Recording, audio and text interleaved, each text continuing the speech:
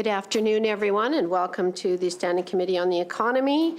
I'm Colleen Young, and I'll be chairing the meeting this afternoon. We have members sitting in, Jared Clark for Jennifer Bowes, and we have members Ken Francis, Delbert Kirsch, and we have Daryl Harrison sitting in for Greg Ottenbright and Doug Steele, and we have Alina Young here as well. Today, the committee will be considering the estimates for the Ministry of Energy and Resources and the Ministry of Environment. We will take an hour recess at 5:30. And at this point in time, we will first consider the estimates and supplementary estimates number 2 for the Ministry of Energy and Resources.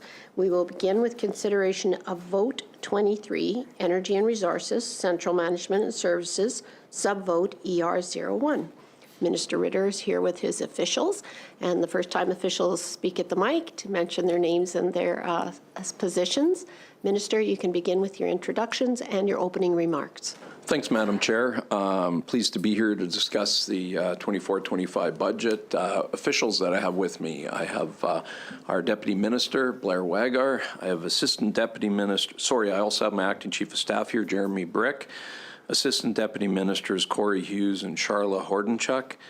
We have Acting Assistant Deputy Minister Janice Loseth.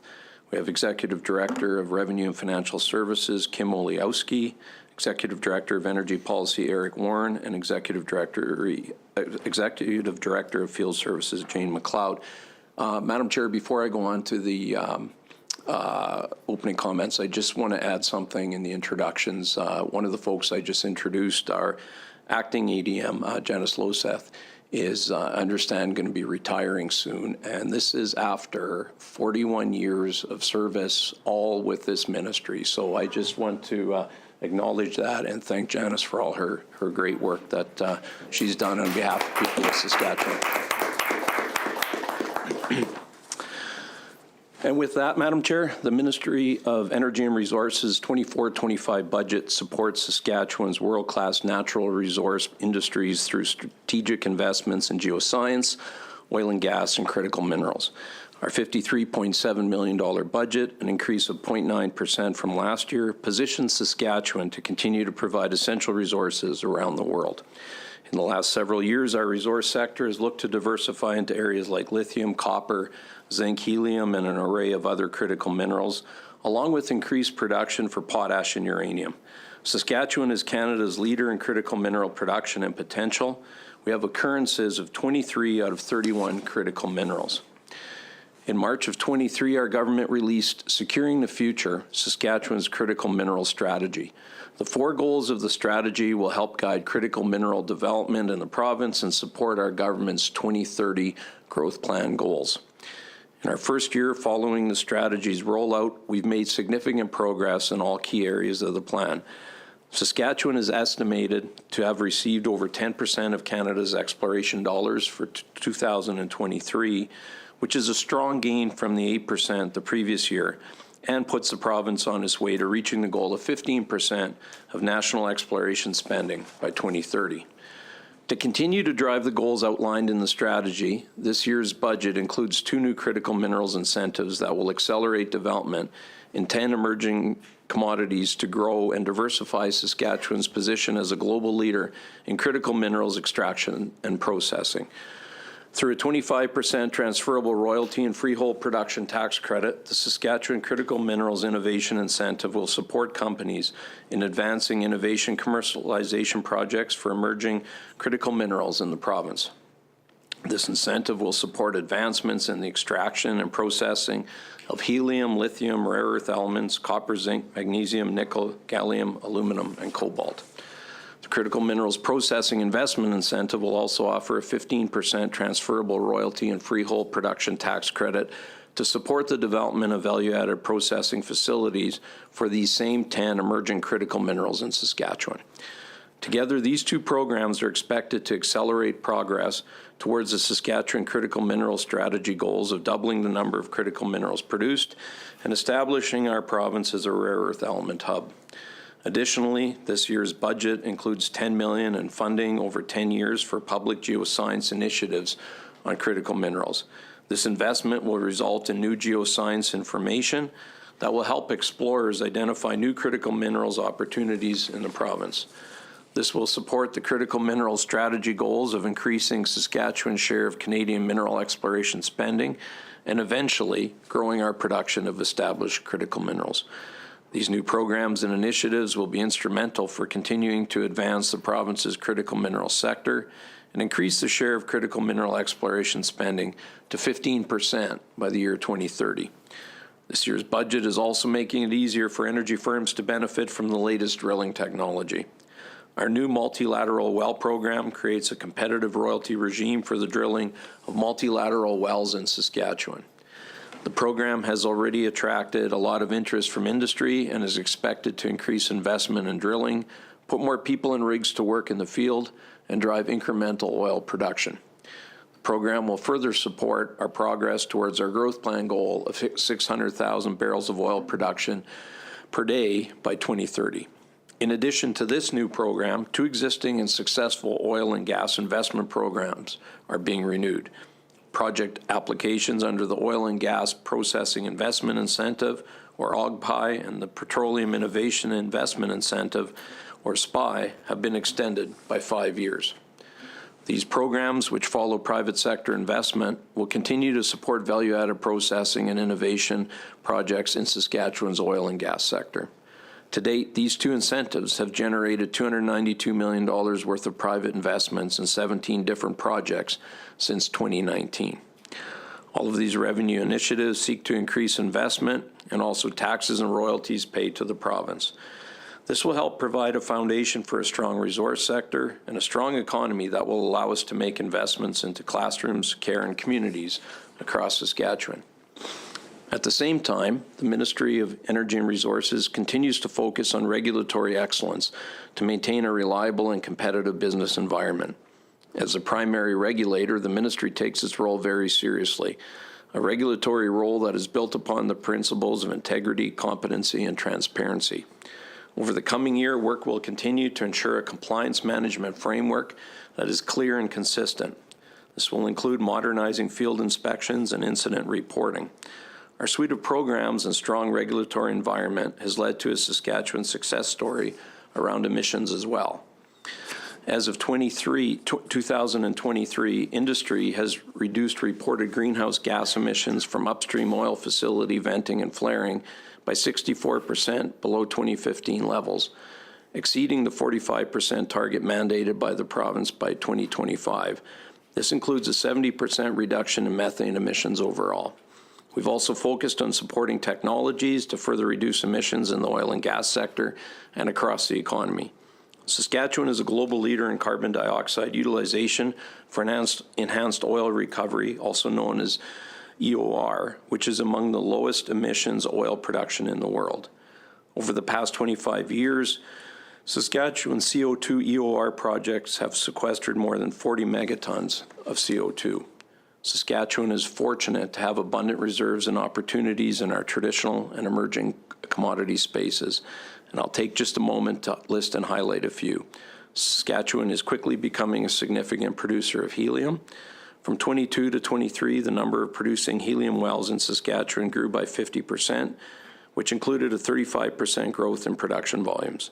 Our Helium Action Plan, released in November of 21, outlines how the province aims to become a world leader in helium production and export over the next decade, with a goal to supply 10% of the global helium market by 2030.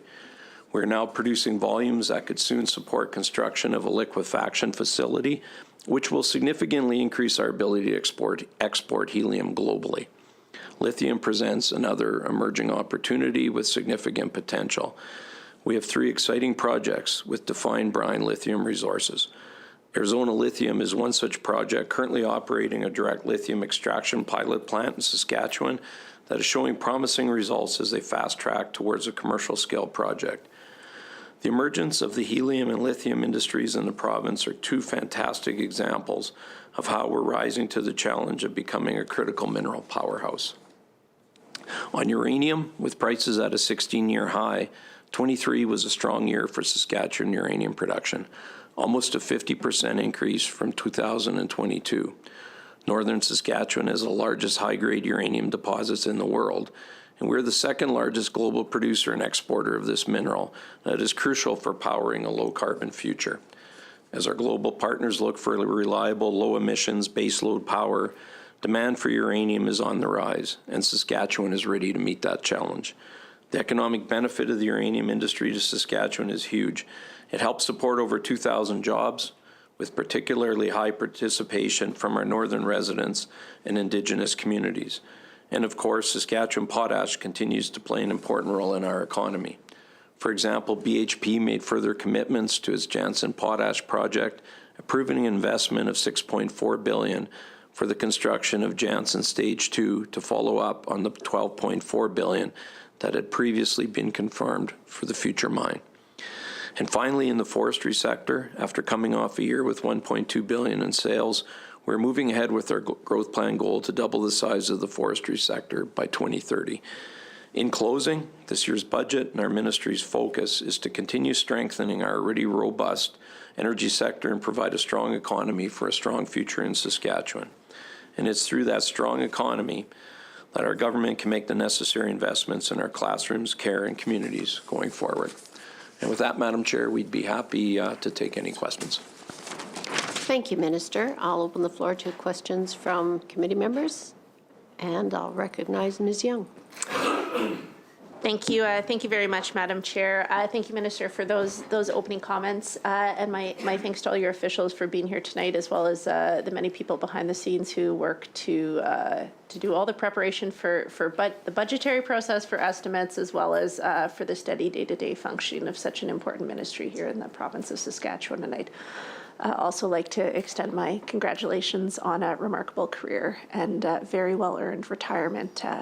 41 years is just an astonishing tenure of service and loyalty and commitment to a sector, even one as thrilling as this. So I hope you have a stupendous, calm, travel-filled, invigorating and restful retirement. With that, I'd like to begin with a suite of questions about the remediation of contaminated sites. And of course, if any of these questions, Minister, if your officials do have the information available but not readily available, if it is possible to receive it at a later date, that would be great, and I will look to you and your officials to indicate as such. Are you able to list for me each of the contaminated sites that your department has booked liability for and the amount of liability site by site?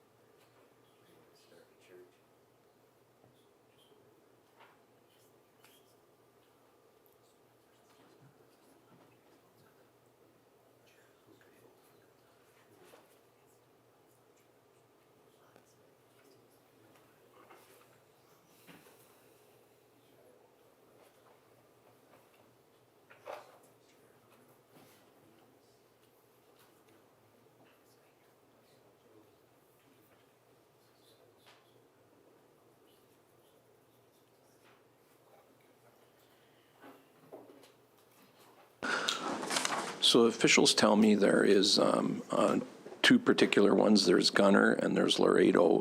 Gunner has 35 satellite sites with it, and the book liability is just over $368 million. Laredo, the book liability is just over $34 million.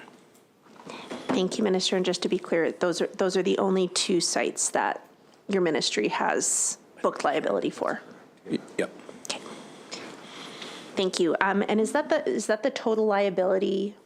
Those two numbers put together, which I'm not going to do on the spot. The total liability for contaminated sites.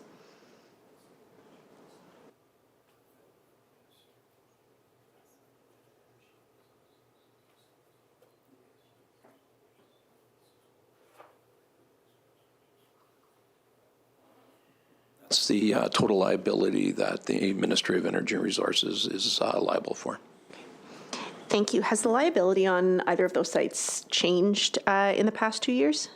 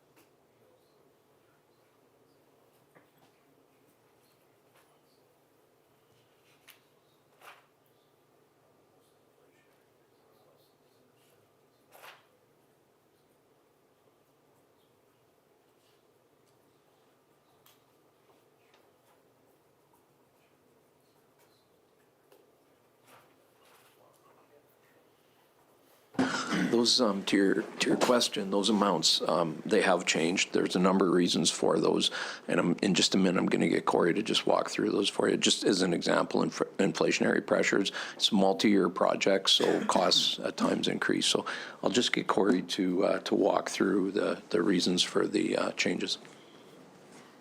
You don't have to. Yeah, Corey Hughes for the record. So for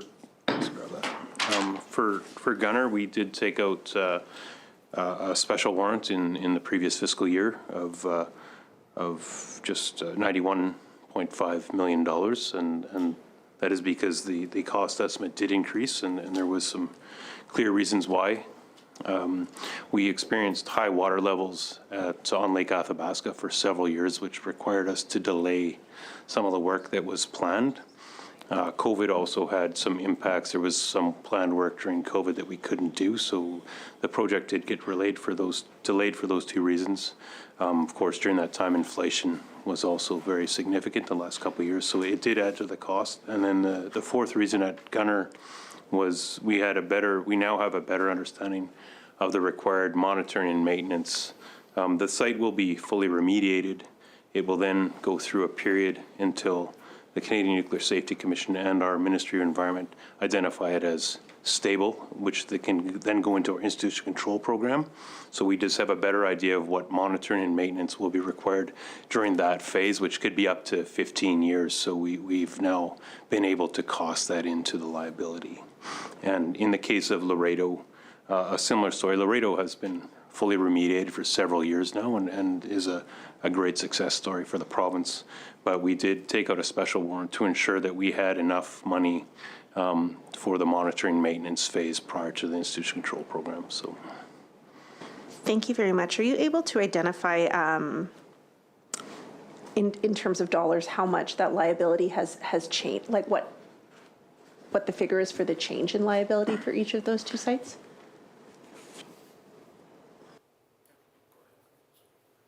For Gunner and the satellite sites, the liability increased by $91.5 million over the original liability, which was established in 2013-14. For Laredo, it increased $3 million. Thank you. Can you confirm or remind me, like to date, how much has been spent on remediating uranium sites in northern Sask? And then also how much of that is provincial dollars versus how much is federal?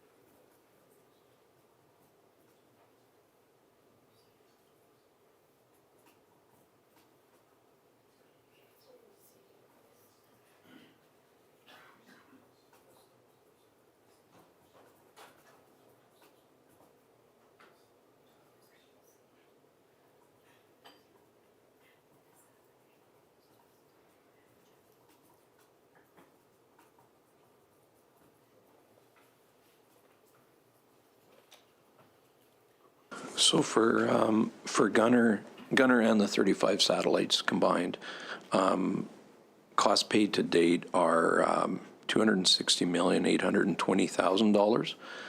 Out of that, the federal government has paid $1.13 million. So you can see it's a fraction of 1%, right? It's very, very little.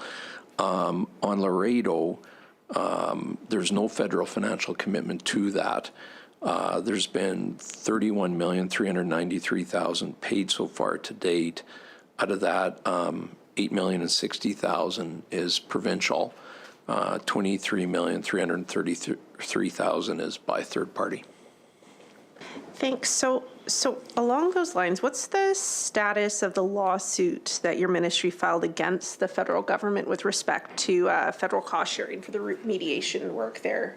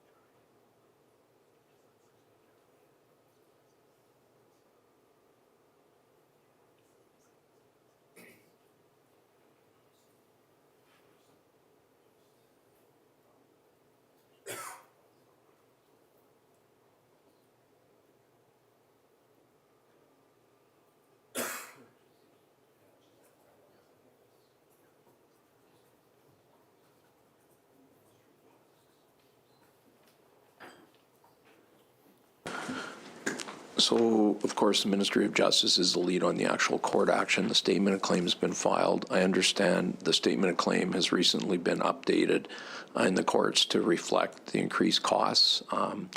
Beyond that, as I said, Justice is the lead on that, and it's walking through the court process. So I'm not a lawyer, so I may be incorrect. So please correct me if I am mistaken. But my recollection is that it's been effectively in abeyance for the past 5 years or so. And I hear what you're saying about the Ministry of Justice, but are you able to indicate whether the Ministry of Energy and Resources or the Government of Saskatchewan is planning on pursuing this? Oh, it's being pursued, yeah. Actively? Yeah. Okay. Yeah.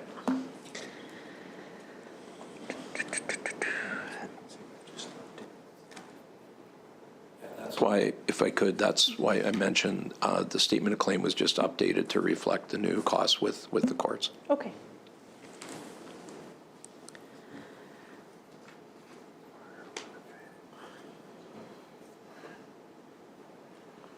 So maybe just to circle back, just to make sure I understand, the remediation liability for these sites, it increased so much in 23, 24 because of essentially what Mr. Hughes explained in terms of like the increased costs, obviously with inflationary pressures, the delay from COVID, as well as the increased measurement monitoring and verification costs. Is that a fair statement?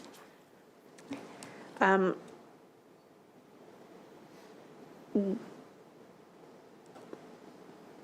guess looking at the 2023-2024 budget, of course, it did not include an increase for the remediation liability, which then led to the special warrant.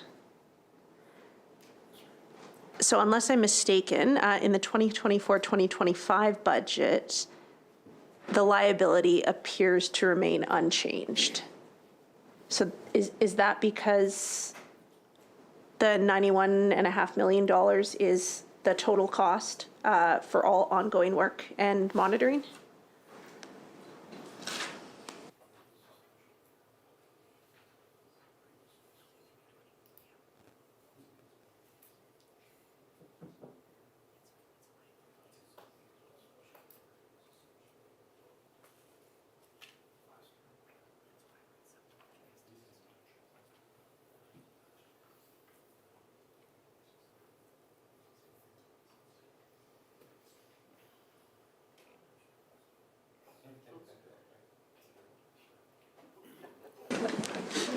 want to quit talking.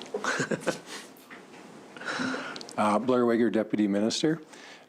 So the way the booking came in terms of the cost increases were learned during last fiscal year, partway through the year, which is why we used the special warrant. Otherwise, we would have seen the booking of that in the budget last year. Once it gets booked as a liability, it doesn't need to show up in this year's budget. It gets recorded in the overall budget, but doesn't have to show up in the 24-25 budget again. So there's no incremental increases to the total liability for Gunner or Laredo that's showing up in the current fiscal year. All that was booked in the last fiscal year. Okay, thank you for that. I really appreciate the clarification. Is there a risk that the future liability will increase, or the contamination at the sites will spread further?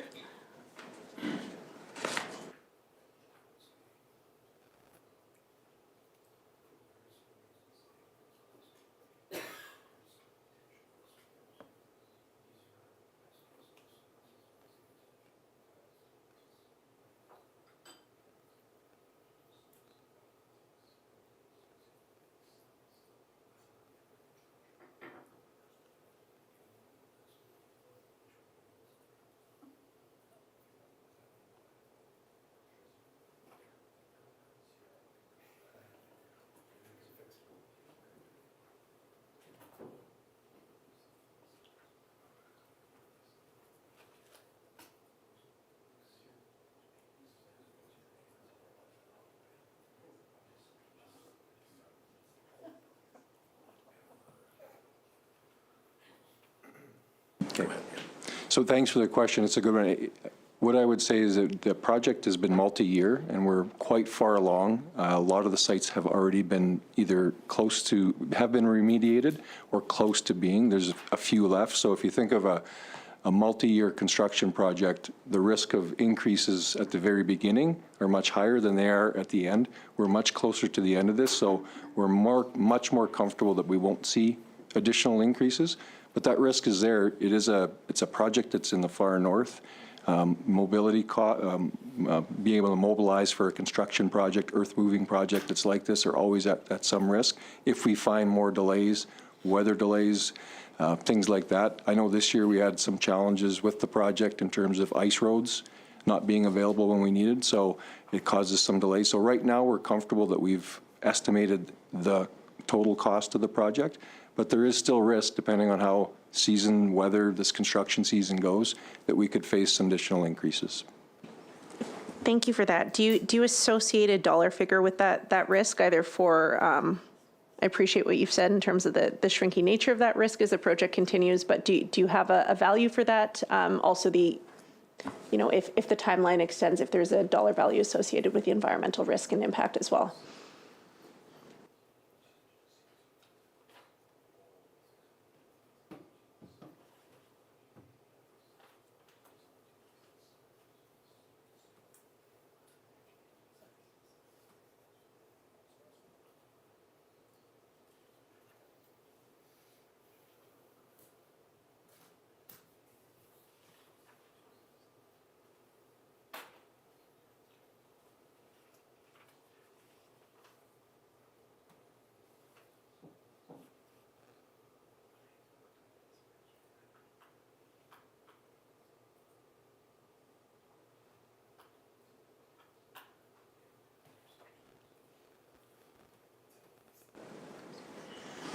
So yeah, the number that we've built in right now, again, because I described we're getting close to the end of this project, we feel like we've built in a contingency to be able to cover that. So if we see some of those uncertainties that we've been able to predict, we've been able to build that in and have experience in the past. The reason, the only time you start to deal with something outside of that is if something unusual pops up, right, that you couldn't plan or predict. But with the experience we have with the project so far, the amount of contingency that we've built in, we're pretty comfortable that we've got that covered. High severity, low likelihood. Yeah. Okay. And as we get closer to the end of the project, all of those uncertainties start to go down. Okay. Thank you. I'd like to move on and ask a few questions about the exploration incentives for Saskatchewan's critical mineral strategy. So I understand the ministry's committed $10 million for the next 10 years for exploration, critical mineral exploration and production. Can you help me understand how you intend to use that $10 million? Like, is it through tender calls or exploration subsidies? I'm just looking for more details.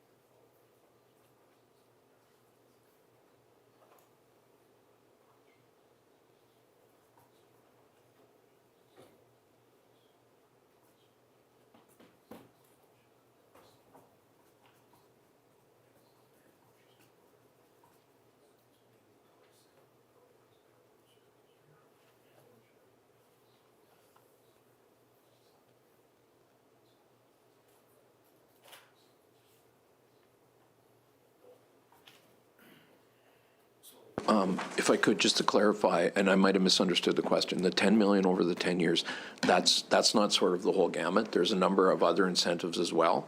That 10 million over the 10 years is specific to a geoscience initiative.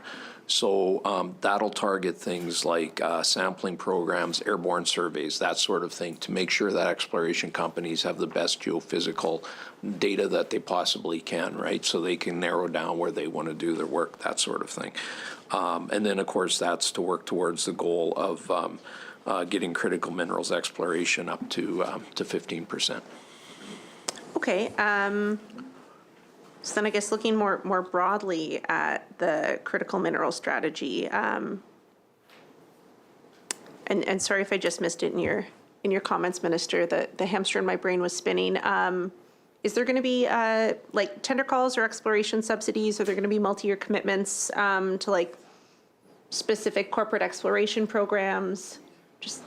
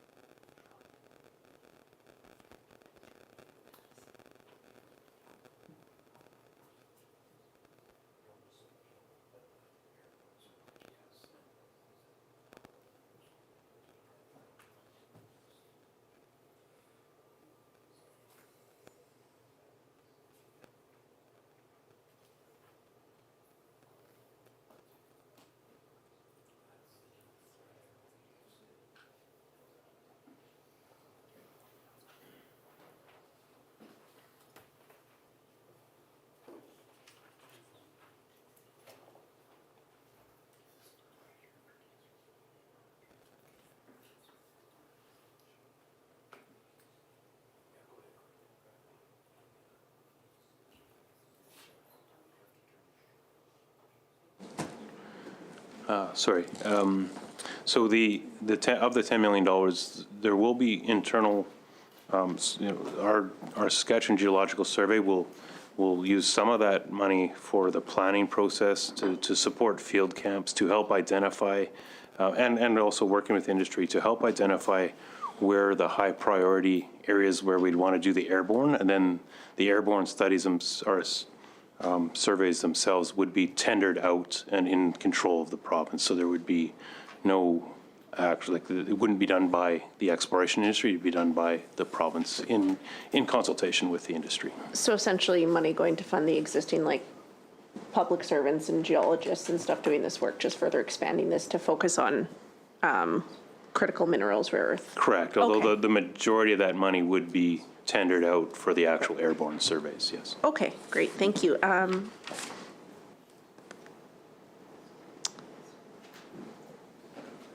Does the ministry or the Geological Society keep, or Geological Survey keep I guess I'm curious, how many of the rare earth minerals that have been found in Saskatchewan to date? Is there a list or a map of where they're found in the province?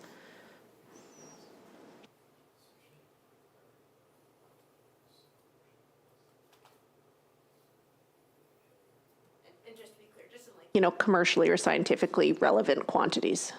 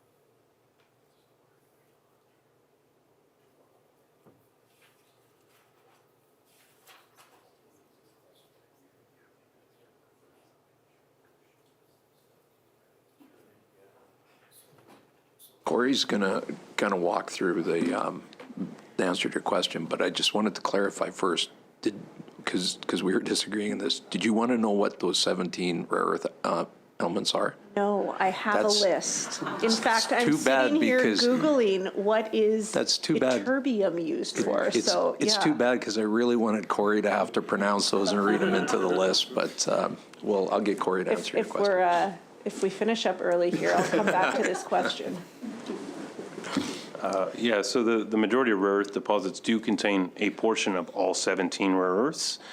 So we have two rare earth specific projects in the far north and work being done associated with deposits in the uranium deposits in the Athabasca Basin. So there's a lot of work and analysis being done on what those are. To date, you know, we have not identified a commercial opportunity, but I'd say that work is fairly preliminary, and we're obviously hopeful, and that, you know, we're going to use our geoscience funding and different things to help industry identify those deposits. So, Thank you. So I haven't heard the answer. Do you have a number of how many companies are currently exploring in the province for rare earth minerals presently? Are there any?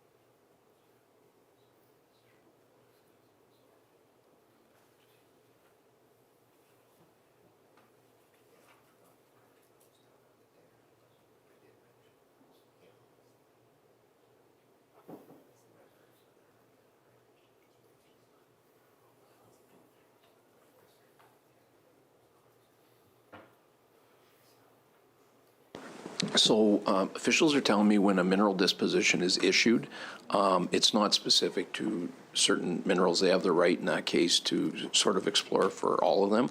So there's a lot of exploration companies working right now. So we wouldn't necessarily know which ones are rare earth and which ones potentially would be others.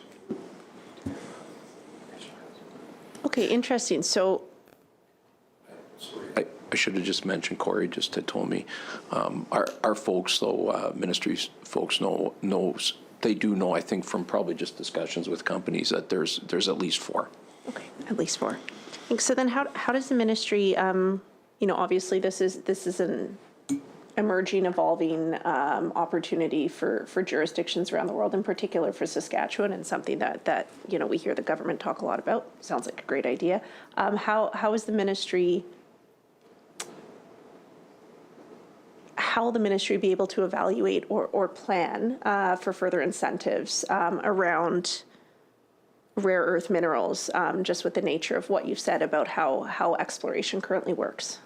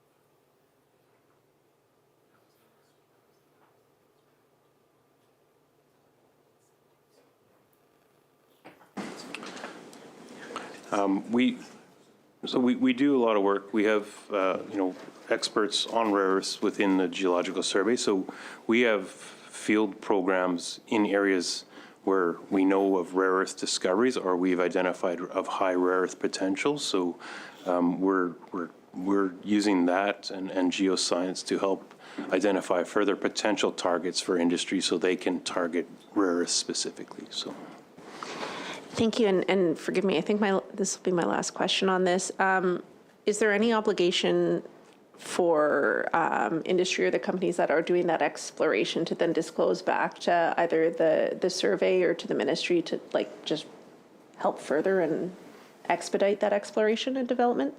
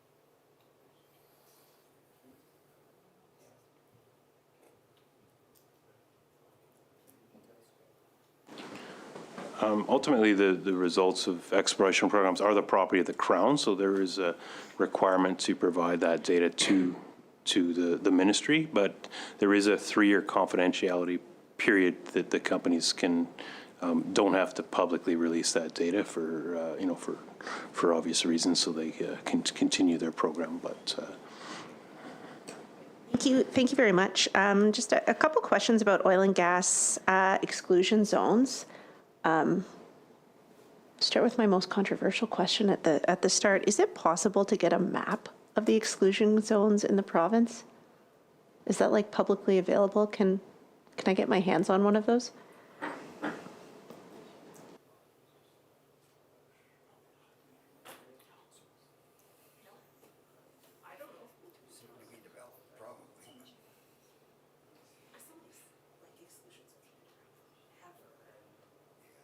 It's the most complicated geological jurisdiction in Canada, I think, isn't it?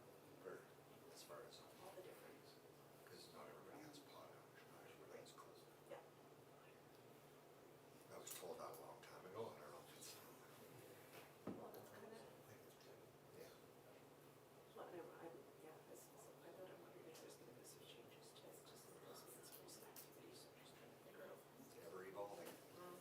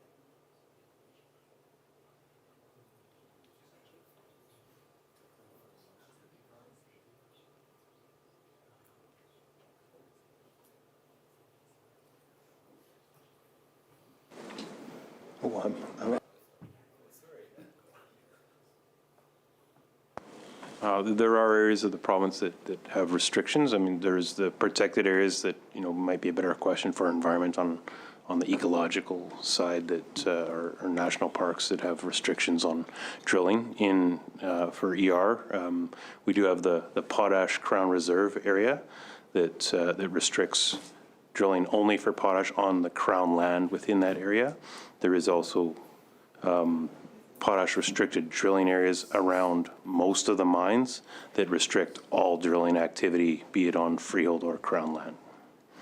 Thank you. Am I mistaken? Is there not like a potash exclusion zone that's quite a bit larger, or did I misunderstand? Yeah, that was the area that essentially the highest area of potential for potash is strictly for the Crown land portion, or the Crown ownership portion of that. There is only potash drilling allowed in that area. There is also, though, the potash restricted drilling areas within that zone that have further restriction. Thank you. But no maps available. Oh, sorry. probably best to provide you a map. It is all publicly available, but great. it's not as easily accessible. It's through our geological atlas, but we can get you a map. For sure. If possible, I'd really Absolutely. appreciate Yep. it. So when was the last time that changes were made to the exclusion zones in Saskatchewan, thinking specifically around drilling and potash? And what is the process if an entity wants to make changes to one of those zones?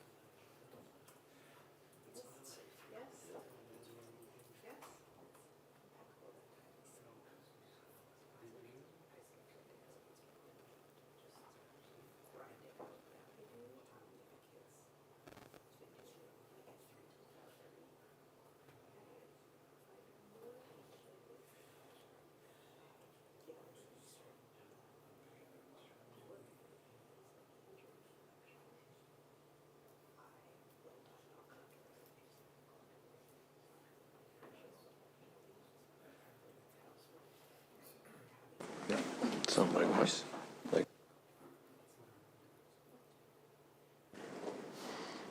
So there hasn't been any changes to that potash zone since its inception, and that was at the potash boom in the mid-2000s when it was established.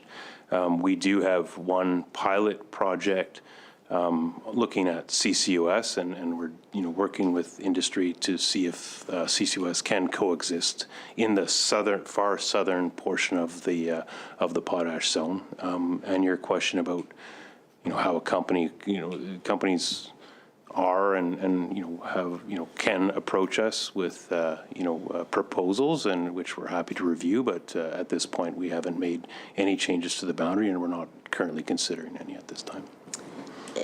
Thank you very much. That anticipated my next question, obviously understanding that a single exemption is either being sought or has been granted for a CCUS, I assume EOR project. I've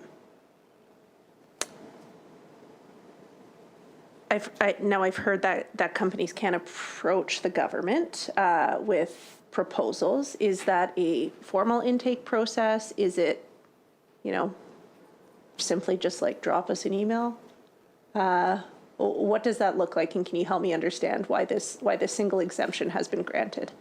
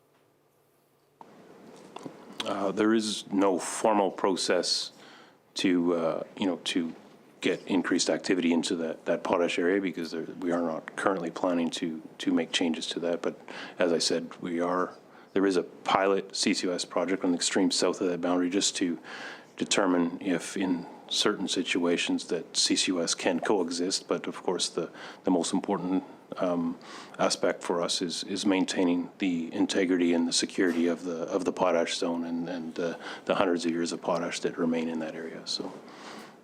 Thank you very much. Minister, was there any active consultation with the potash industry before, don't know what the technical language would be, but granting permission for this pilot?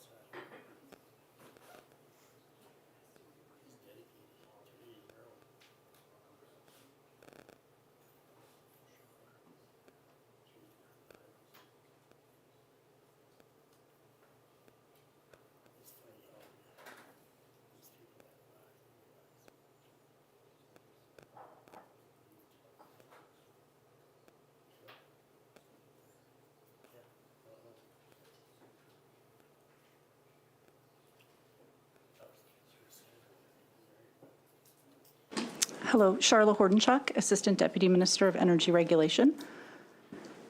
So when the project, I guess in its earlier days, prior to an application being made, there was definitely conversations with the Mining Association, and they had reached out to get a better understanding of where the project was at in our process. And as the project and kind of worked through our process, and as we learned more about it, we did make the offer to the Mining Association to provide any technical information they have, anything that they would want to offer in that regard, so that we could kind of learn together on that co-development initiative.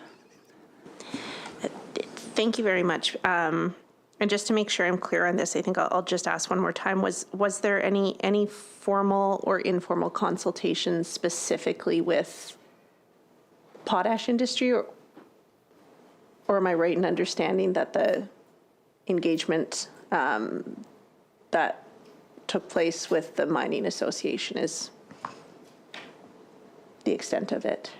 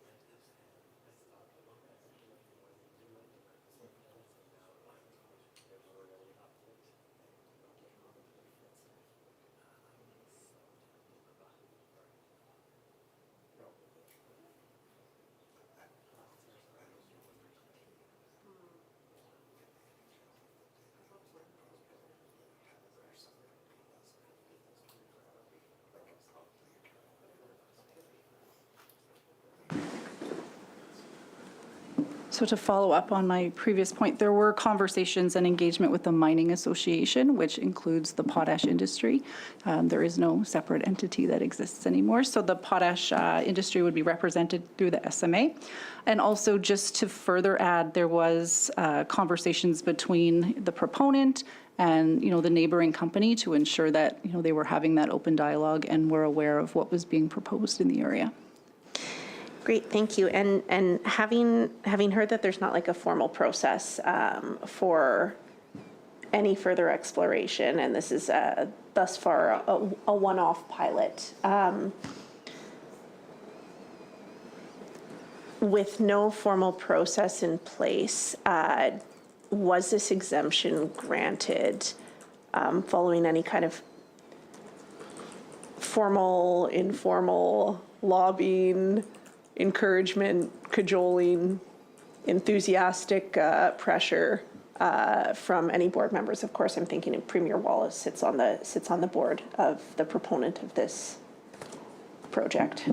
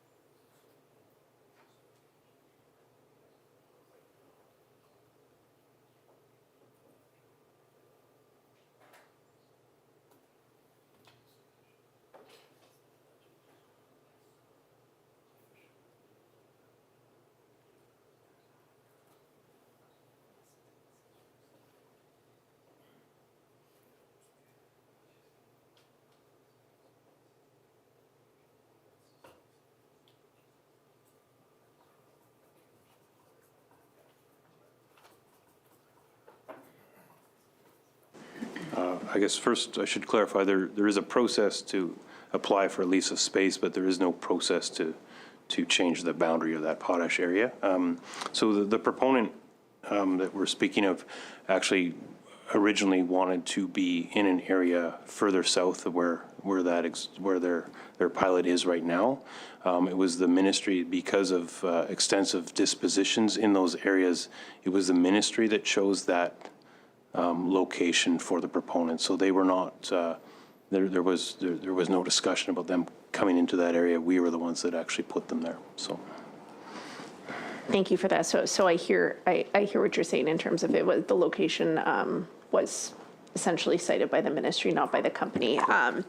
But so appreciate that. But just to revisit my earlier point, was there any communication or active lobbying done, Minister, to either yourself, your staff, or your officials by the former premier? Okay, great. Thank you. I'd like to now move on to ask a couple questions about incentives in the oil and gas sector. So the information available to me, obviously sitting here in a room of experts, but to me would suggest that we've basically plateaued at the present time when it comes to the amount of oil production in Saskatchewan. But I recognize that the government's plan calls for, I believe it's 600,000 barrels per day to be reached. So can you expand for me? Can you provide comment on what projected oil production looks like for the next several years? And essentially how the government is going to reach 600,000 barrels per day?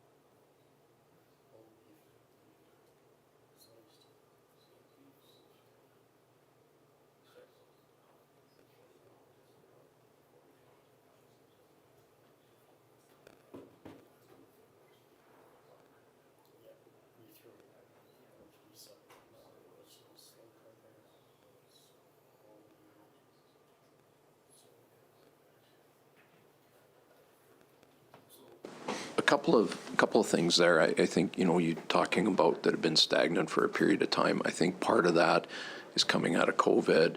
There is some uncertainty possibly around the industry, but there seems to be worldwide sort of more confidence in that industry now going forward.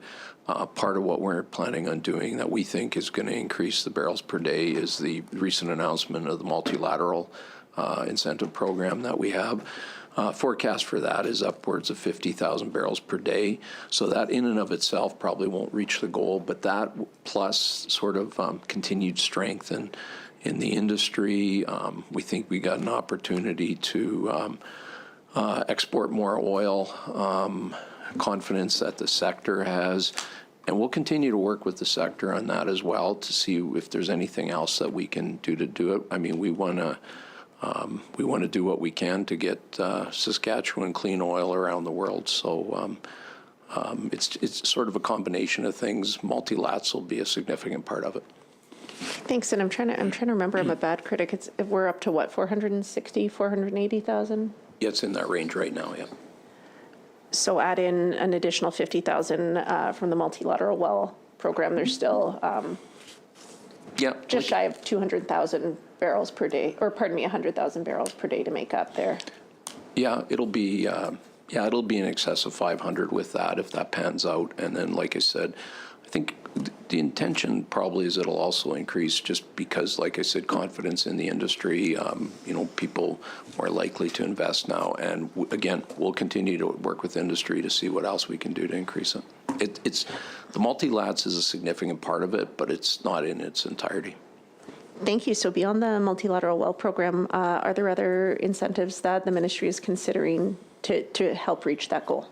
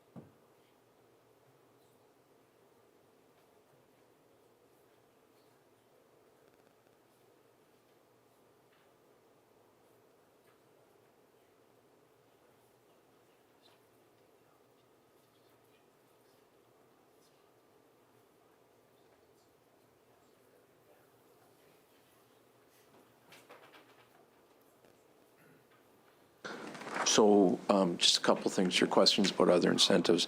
I should mention we just recently announced the two programs, the Oil and Gas Processing Investment Incentive and the Saskatchewan Petroleum Innovation Incentive that we've extended for another 5 years to 2029.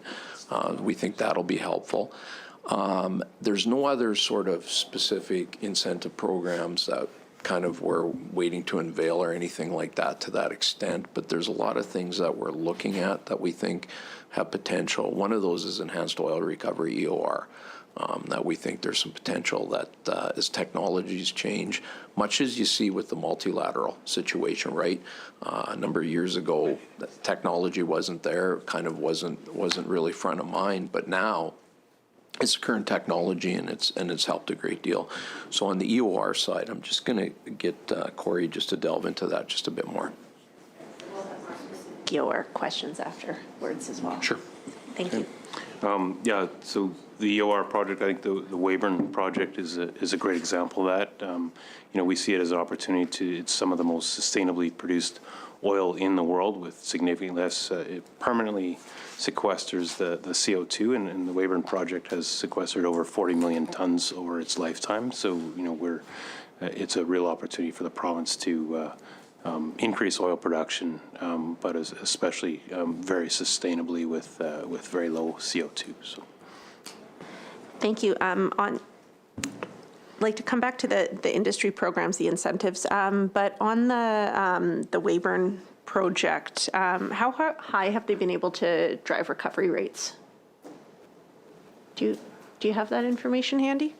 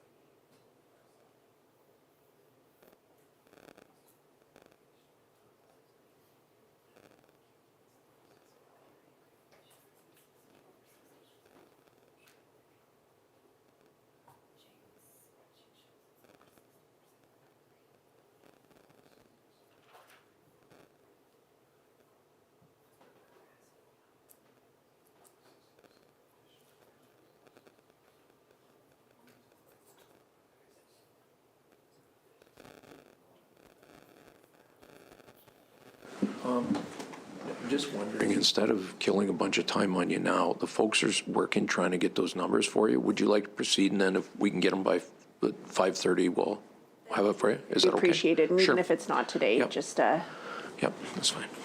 more than idle curiosity, but I don't need it to continue. Thank you.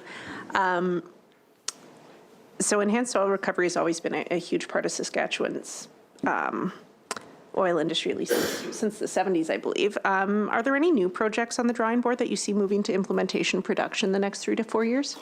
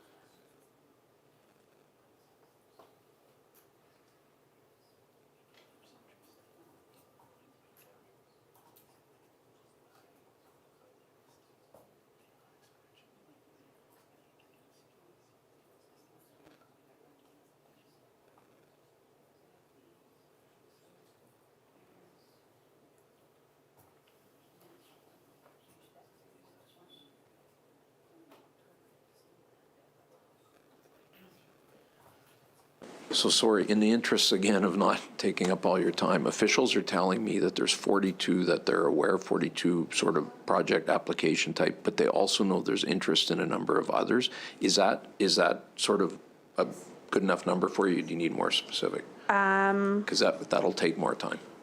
Yeah, happy to receive it at a later date if you can be more specific, appreciating there's probably some commercial sensitivities there, but.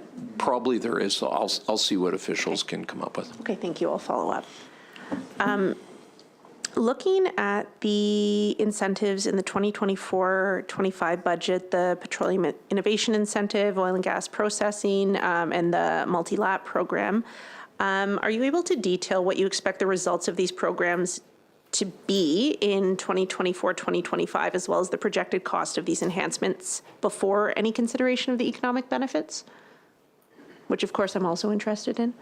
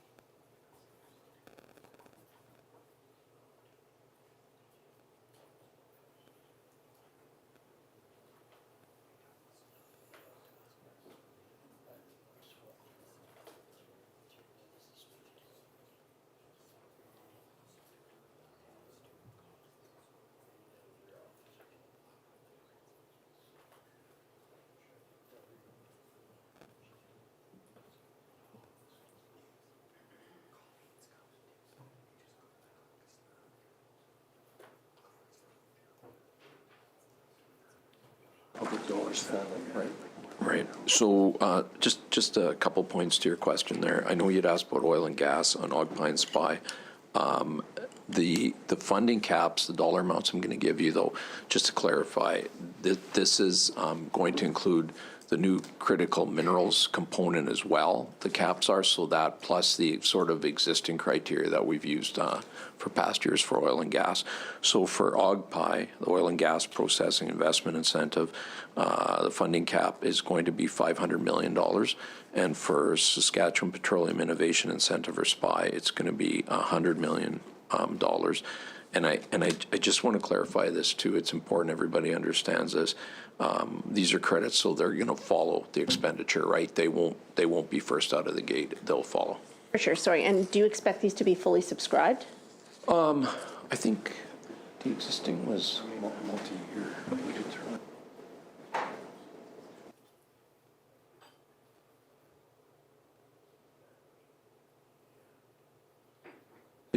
Capital investment that we can attract. Right. It was best estimate by ministry folks, sort of based on how much it was transcribed in the past. And it's multi-year, so best estimate. Okay, thanks. So then looking at 23-24, what's the amount of royalty credits that were realized that resulted in a reduction in revenue? Sorry, can you? So in looking at 23-24, what is the amount of royalty credits that were realized that resulted in a reduction in revenue?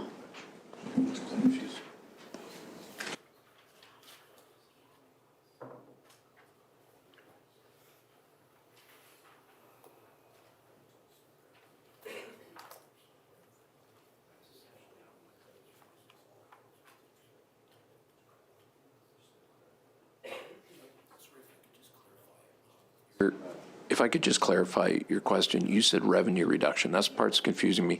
So essentially, when the credit's used, it would reduce revenue. So you're sort of asking how many credits were used, correct? Yeah. Okay.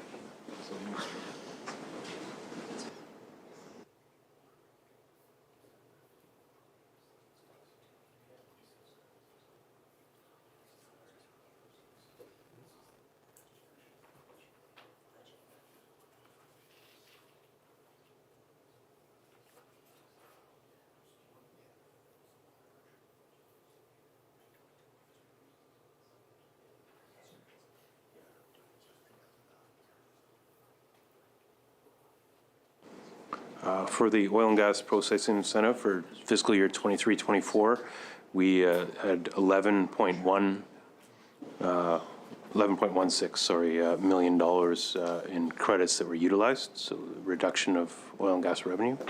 And for this processing investment incentive, the reduction was 748,000 in 23-24 fiscal year. Thank you very much. Recognizing the time, I'm going to try and shoehorn in just a couple quick questions on the uranium industry before moving quickly to forestry. What's the status of uranium mines in northern Saskatchewan right now? I'm curious, how many are operating again, and have the mines gotten to a point in their reopening that they're starting to pay royalties again?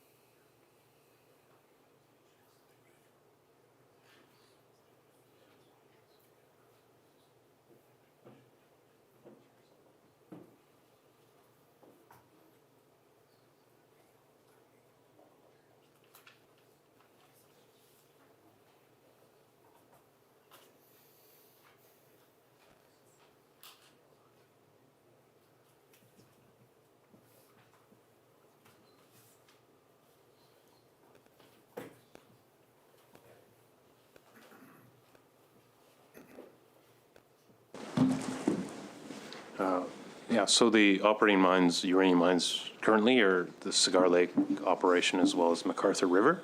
MacArthur River was restarted in 2022, and it is anticipated to be at full production this year. So, Thank you. So to the second question there. yeah, so the uranium royalties are paid on a corporate basis. So we collected royalties, we've never not collected royalties through that period, but with MacArthur back operating, especially at full production in 2024, we anticipate, uranium royalties have grown significantly from the period when it was shut down. So, Do you have any projections or estimates that you're able to share with the committee?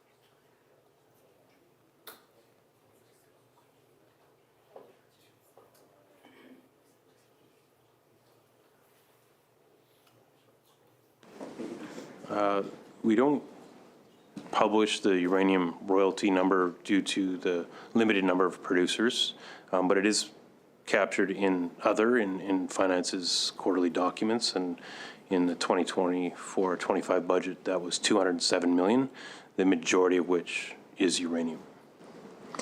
Thank you very much. Speeding quickly to a couple questions on forestry. Actually, let me back up. Just sorry, one question. When is the decision point, the timeline for the next-gen uranium energy project? When's the next decision point on whether or not that's going to be moving forward?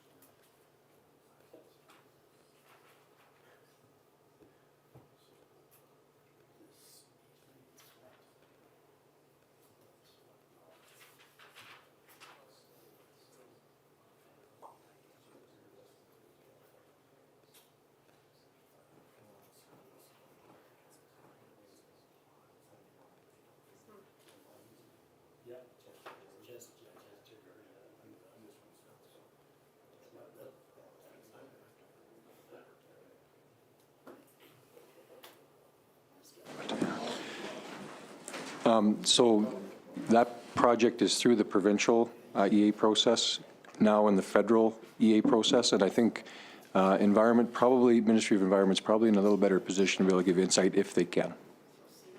A few short hours, Yeah. so thank you. With our last couple minutes here, maybe I'll just read my questions and see how much I can get in way of answers, just in regards to the time. On forestry, I'm looking for a status update on the PA mill, as well as I'm curious where the permit is, whether or not it's been issued for the OSB plant.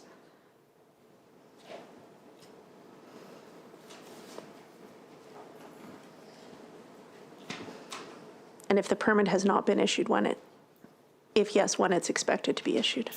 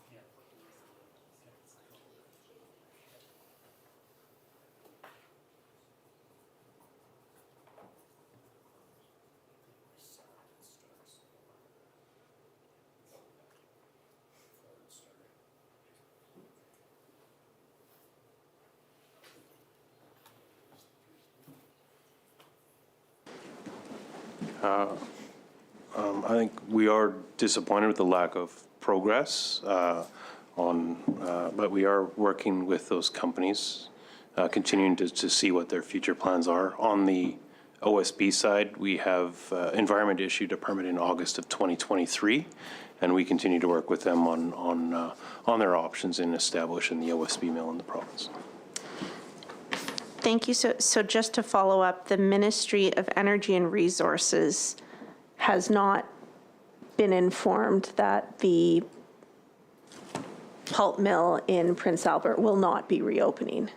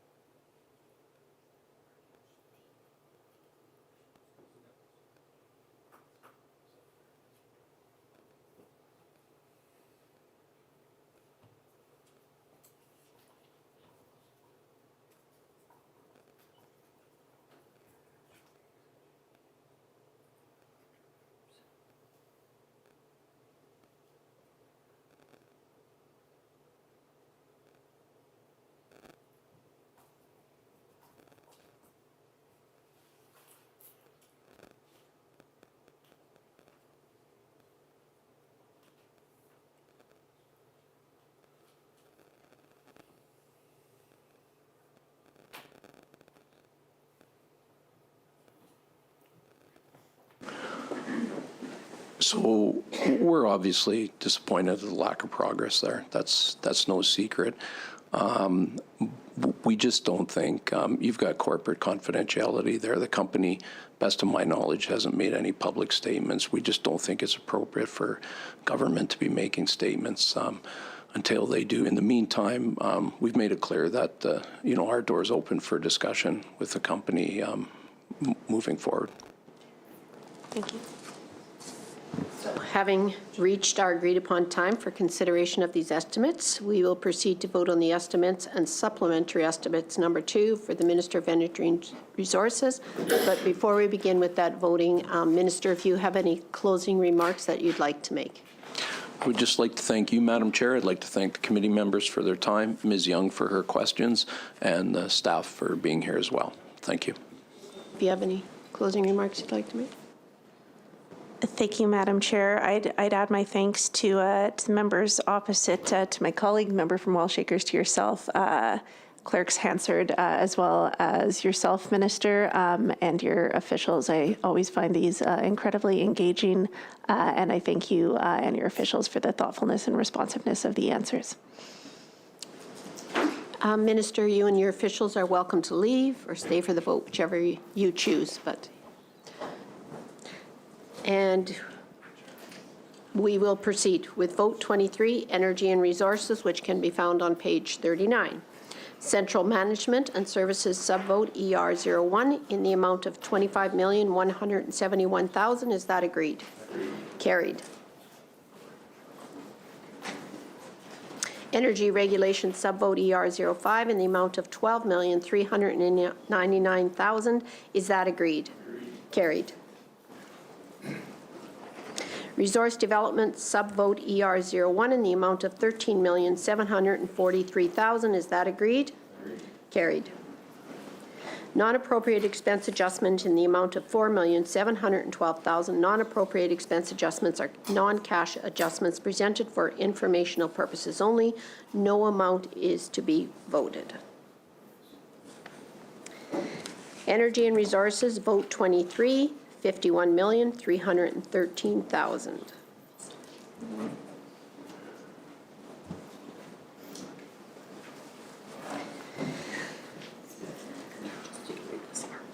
I will now ask a member to move the following resolution.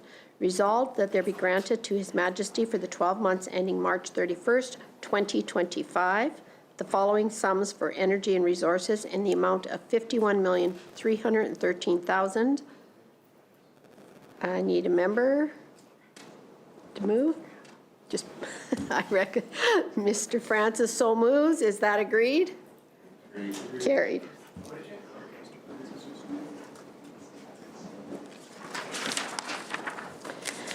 Supplementary estimates number 2, 2023-24. Vote 23, Energy and Resources, found on page 12. Resource Development subvote ER06 in the amount of $94,500,000. Is that agreed? Carried. Energy and Resources, vote 23, $94,500,000.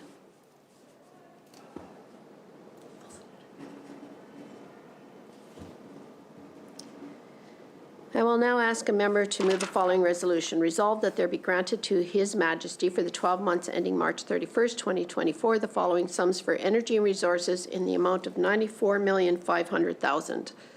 Mr. Harrison so moves. Is that agreed? Carried. The committee now stands recessed till 6:30 p.m.